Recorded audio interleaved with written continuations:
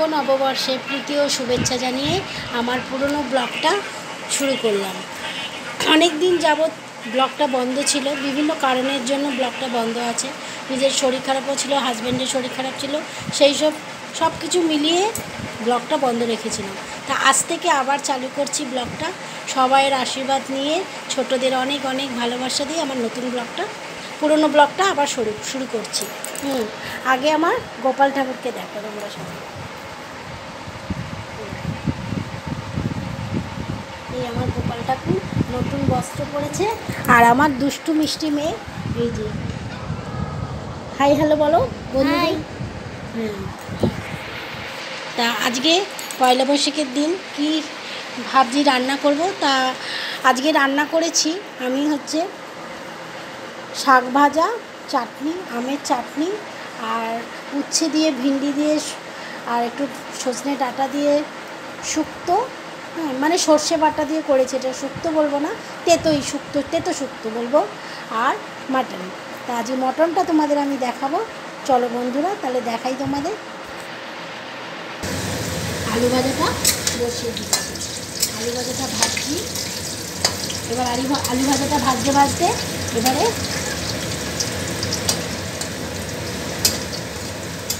এটা যেহেতু নৈনিতাল আলু, এই জন্য আলুটা আমি তুলে নিই। দেখো ভাজা হয়ে গেছে, লাল লাল করে ভেজে নিয়েছি আলুটা।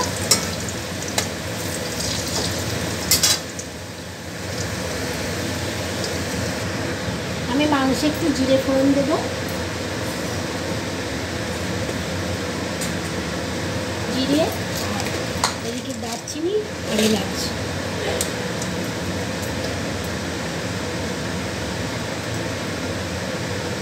এলাচের মুখগুলো একটু ফাটিয়ে দিলাম, আর একটু জিরে ফোড়ন দিয়ে আমি রসুনটা দিয়ে দিচ্ছি। এখানে আমি 1 কেজি মাংসের জন্য একটা গোটা রসুন আমি ইউজ করেছি। মিডিয়াম সাইজের একটা গোটা রসুন ইউজ করেছি।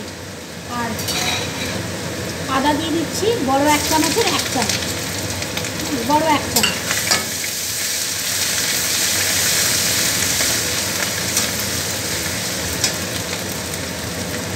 এবার আমি পেঁয়াজগুলো দিয়ে দিচ্ছি।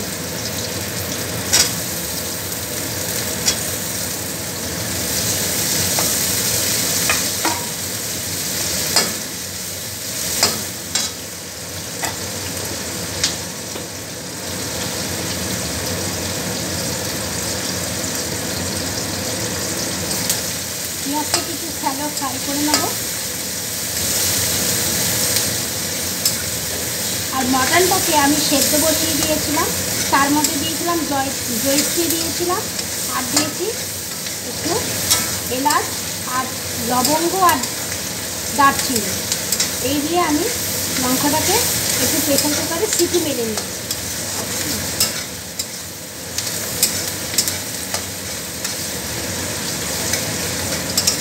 এটা হালকা স্যালো ফ্রাই করে নেব।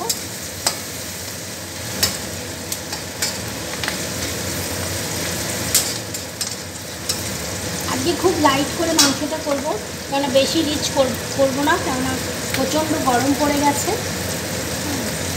আজকে 37 ডিগ্রি টেম্পারেচার।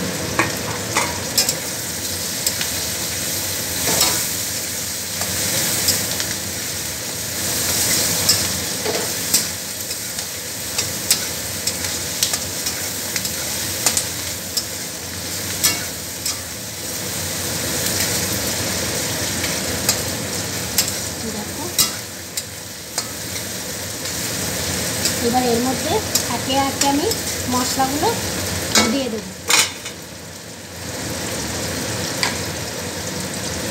স্বাদ অনুসারে নুন দিয়ে দিলাম, 1 চামচ হলুদ দিলাম,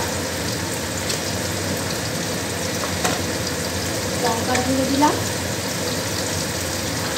1 চামচ, আর 1/2 চামচ লঙ্কার গুঁড়ো দিলাম।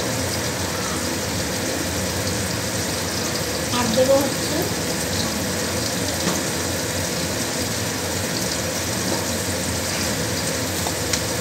শাহি গরম মশলা, 1 চামচের মতন, ছোটো চামচের 1 চামচ শাহি গরম মশলা দিয়ে দিলাম। এবার দিয়ে এবার একটু জল দিয়ে ভালো করে কষিয়ে নেব।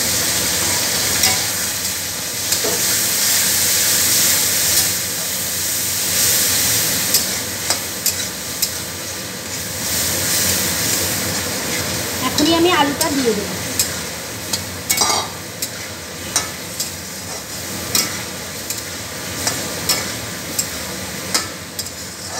দিয়ে এটাকে ভালো করে কষাবো।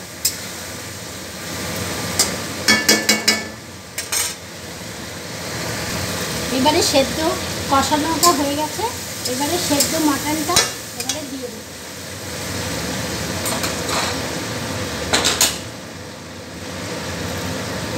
একটু মাটনের স্টক দিয়ে দিলাম, দিয়ে এবারে মাটনটা তুলে নেব আস্তে আস্তে।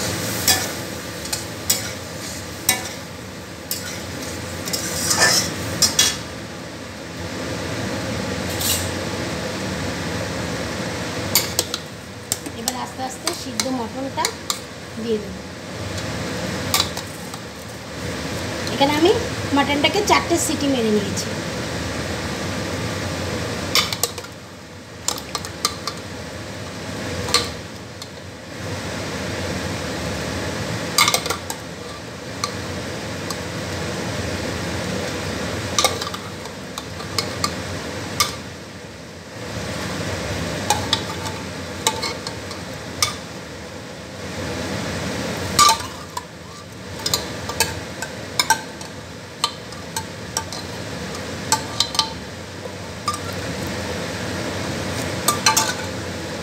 এবারে মাটনটাকে খুব ভালো করে কষাবো।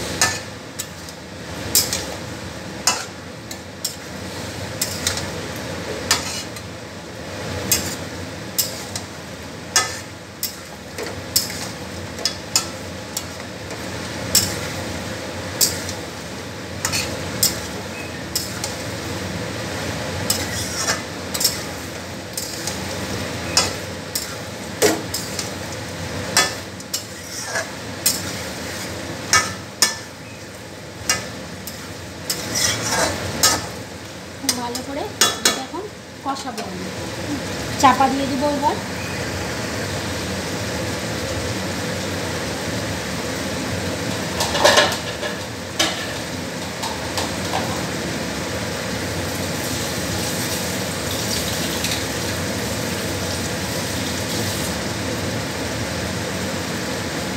বন্ধুরা দেখো, এই কড়াটার জন্য এইরকম একটা সাইজের ঢাকনা আমি কিনেছি নতুন, যাতে ঢাকা টাকা দেওয়া যায় খুব ভালোভাবে।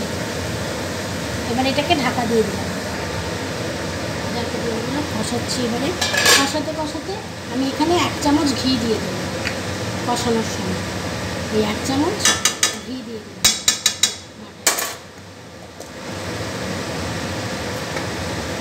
এবারে খুব ভালো করে এটাকে নাড়িয়ে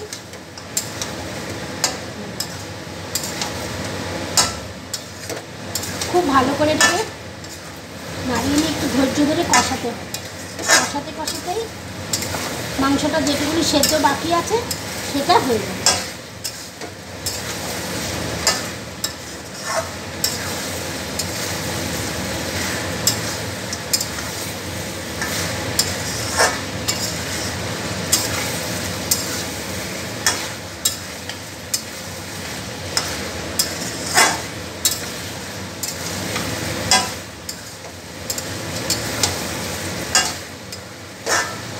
এইভাবে কষিয়ে নিই।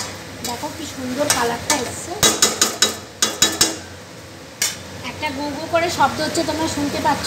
এটা আমার কিচেন চিমনি চলছে, এই জন্য শব্দটা তোমরা পাচ্ছ। এবার একটু সিমে করে দেবো। সিমে করে দিয়ে এটা এবার একটুখানি স্টিমে একটু কষবে। মাংসের থেকে তেল দেখো ছেড়ে দিয়েছে। কষানোর সময় যে তেলটা বের হয় সেই তেলটা দেখো ছেড়ে দিয়েছে, একদম শুকনো হয়ে গেছে কষাতে কষাতে। গ্যাসের ফ্লেমটাকে একটু বাড়িয়ে দেবো, বাড়িয়ে দিয়ে আর একটু কষে নেব। মাংস কিন্তু সেদ্ধ হচ্ছে না।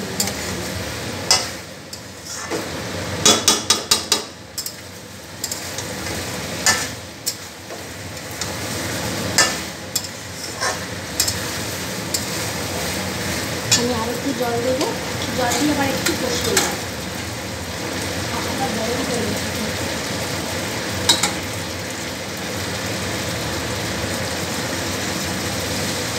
আমি মাংসের যে স্টকটা ওর মধ্যে আর একটু জল দিয়ে একটু ফুটিয়ে নিলাম জলটা। কারণ আমি যখন কষাবো তখন আমাকে বারবার একটু জল দিতে হবে, জল দিয়ে দিয়ে একটু কষাতে হবে।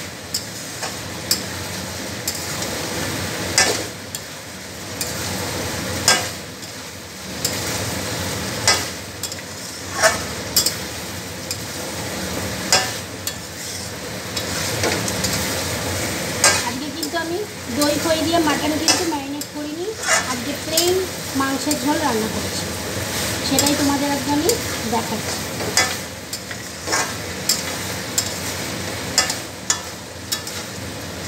এবার এটাকে একটু ঢাকা দিয়ে দেবো, দিয়ে একটু কষে দিলে তারপরে আমি এটাকে জল ঢালবো। ঢাকা দিয়ে দিলাম। ঢাকনাটা আমার খুব পছন্দ হয়েছে বলে। কষানো হয়ে গেছে, তেলও বেরিয়ে গেছে। এবারে আমি এর মধ্যে এটাকে সেদ্ধ করে যে স্টটা ছিল সেই স্টয়ের সঙ্গে আমি একটু জল মিশিয়ে জলটা ফুটিয়ে নিয়েছিলাম, এটা এবার ঢেলে দিলাম।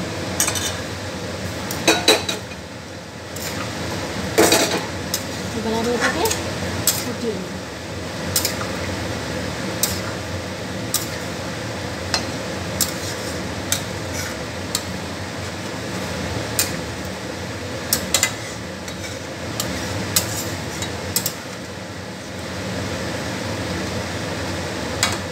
এবার মাংসটা টকবক টকবক করে কেমন পাতলা ঝোল। এর মধ্যে আর একটু জলও মেশানো যায়, কিন্তু আমি আর জল দেবো না, এটাই ফুটিয়ে নেব। এবারে আমি গ্যাসটাকে একদম সিমে করে দেব। ফুটে গেছে, সিমে করে দিলাম। ঝোলটা ফুটছে, এবারে আমি তেজপাতাটা দিয়ে দেব, দিয়ে এটাকে বন্ধ করে দিলাম।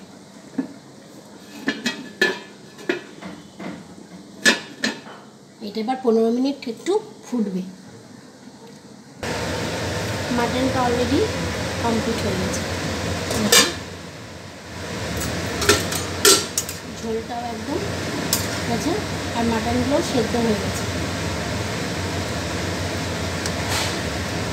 আমি খুন্তি দিয়েই এ করছি, সেদ্ধ হয়ে গেছে। অলওয়েজ ডান। মাটনের পাতলা ঝোল, এটা সবসময় তো আমরা কষা টষা খাই, কিন্তু এই ঝোলটাও রান্না করে দেখবেন, আপনাদের নিশ্চয়ই ভালো লাগবে।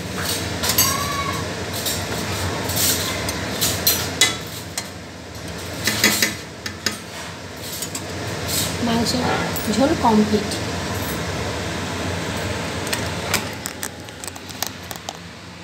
আপনাদের যদি রান্নাটা ভালো লেগে থাকে প্লিজ আমাকে লাইক করবেন, কমেন্ট করবেন, না ভালো লাগলেও কমেন্ট করবেন।